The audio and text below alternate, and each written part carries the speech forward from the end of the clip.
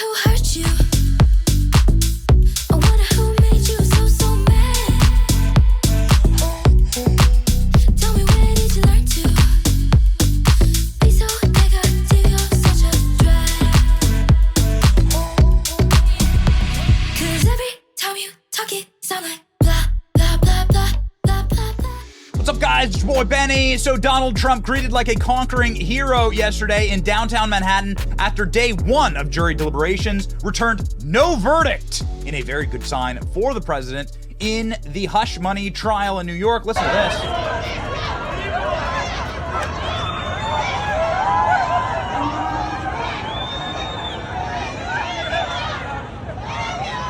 So that was sort of behind the scenes video that we saw of Donald Trump as he walked down what looks like an alleyway there by a Gucci store. Donald Trump's building where he lives, Trump Tower, is in a really nice posh part of town right on Madison Avenue. Now, there was also a very behind-the-scenes video that we saw yesterday that we just loved of Don Jr. with his father inside of the actual courthouse. Here with your favorite president. We're cranking out a couple mean tweets at the courthouse. Why don't you read that last one, because I think it's pretty epic. I think I'm going to put it out instead of reading it, but I know my son's doing very well on social media. I'm proud of him. Stay tuned. It'll be a doozy. So, like, one, the beautiful thing, Donald Trump saying he's proud of his son. Two, there's a box of Milk Duds and Hershey's Candy Bar on the table, along with some Lay's potato chips, as you can see right there. So well done. Diet of champions inside of the courthouse. What was the doozy? The doozy was a Shannon Bream roast. Shannon Bream is the legal on-air anchor talent for Fox News, saying that she was very stupid and naive, suggesting that Joe Biden was not involved in the show trial. How stupid. Not only was he involved, he's virtually leading it in all the other trials as well. So this was sort of the savage, mean tweet that they were writing. They must have been watching Fox News. So we decided to go ahead and see what was it that caused the president to have such ire towards Fox. And ladies and gentlemen, this is in part the clip. So let's give you the highlights here. This is a full 7-minute long interview with Alina Habba. Let's go. At the courthouse, one of former President Trump's attorneys, Alina Habba, she is here supporting President Trump, but not representing him as part of the legal team in this case. You wait now. How is the president feeling? How are you feeling about this case in the hands of the jury? I think it's business as usual. Nothing's really changed in terms of our perspective. Listening to the jury charges was concerning, to be honest. I think that they were, and it's been widely reported since we came out of the jury charges, that there is clearly any of the 4 underlying crimes that he could have done. They don't care what it was. The judge said basically all you have to do is figure out whether there was intent or not. And there has been no proof of that.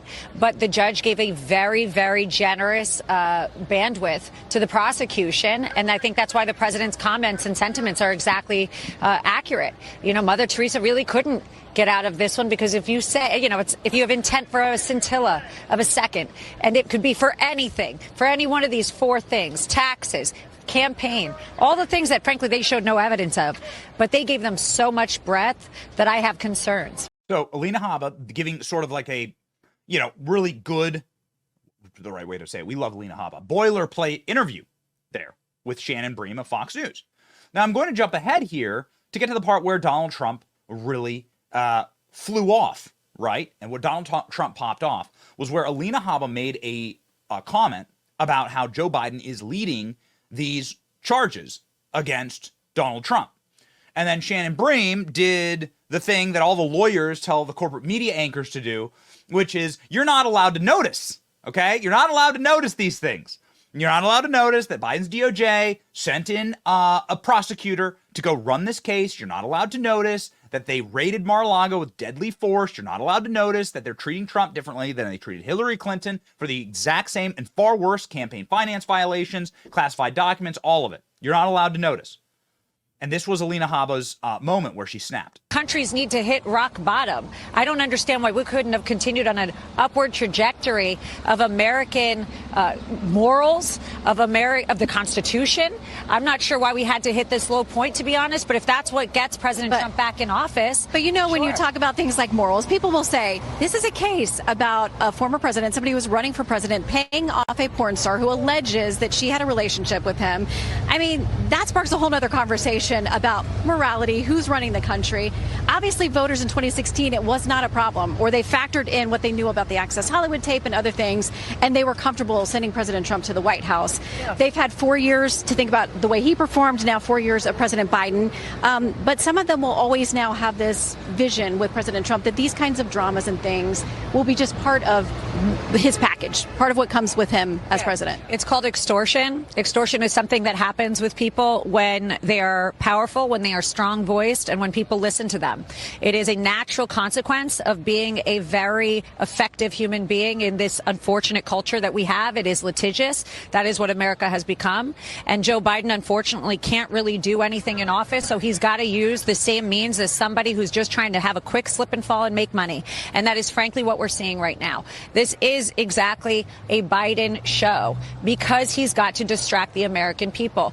Listen, but the Biden administration's not responsible for this trial. How can you say the Biden administration's not responsible for this trial? It's a state trial. It's Alvin Bragg. Whether you think there's a political motive for him, it's not connected to the DOJ. I mean, Shannon, the feds passed on these election charges. Shannon, you should look at how many logs they have of state officials, Letitia James, Fannie Willis, visiting the White House, and then tell me that this is not a Biden trial. I don't care. The feds pass on this case is the point I'm making. Right. The feds pass on this case. Also, DA Cy Vance passed on this case. And years frankly, ago, and then it came back. And Bragg passed on this case. You know when it came back? When he decided to run for office. Mm-hmm. So tell me how that's not an indication that Joe Biden, who just sent his campaign down here with Robert De Niro yesterday, isn't a part of this. Frankly, any question that we had of that was squashed yesterday. And if you have even more concerns about whether he's involved in this, look at the fact that he is publicizing, literally publicizing for tonight to have a speech if a verdict comes out. That's a sad state of affairs. Meanwhile, our country is falling apart. He's got bigger fish to fry. Do you not think, though, that any president would want to weigh in on something that's this historic, a former president, his predecessor,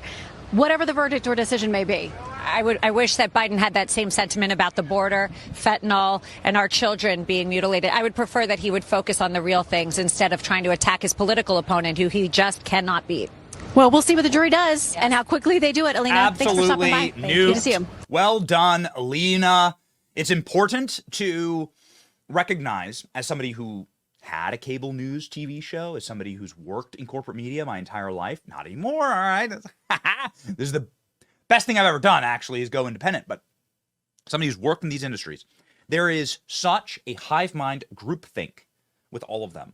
There is such a fetishizing of the sort of like nexus, the beehive nexus, and they all want to have and believe the same thing. They all want to say the same thing. And it doesn't matter whether you're on Fox News, it doesn't matter if you're right wing, left wing. It's all left wing, right? It's all left wing. Talk to anybody who works at Fox. There are a ton of people who are extreme left wing there because it is a hive mind. Not necessarily a knock. It's just that your company is based in downtown Manhattan. What do you think you're going to get? Right? Like it's in the middle of Manhattan Island in New York City. Who do you think is going to work there? And that bleeds over into the producers. It bleeds over into the anchors. And then somebody like Shannon Bream, who I know Shannon Bream. She's a really nice person. I met her a bunch, like in Washington, D.C., ran into her a lot. Like she's a really nice person. But in her ear, she has a producer being like, you got to push back on that. You're not allowed to say that Joe Biden is running these charges. Like, why? The entire world knows this. But the hive mind groupthink is all based on these people and what new jobs they can get, and they don't want to piss off their next masters who might be on NBC or MSNBC. Who knows who's going to give you the next job? So you got to make sure that you keep the masters happy.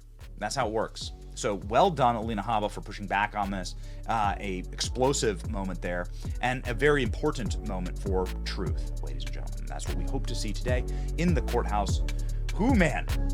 See what happens. It's your boy Benny. Like, share, and subscribe. See ya.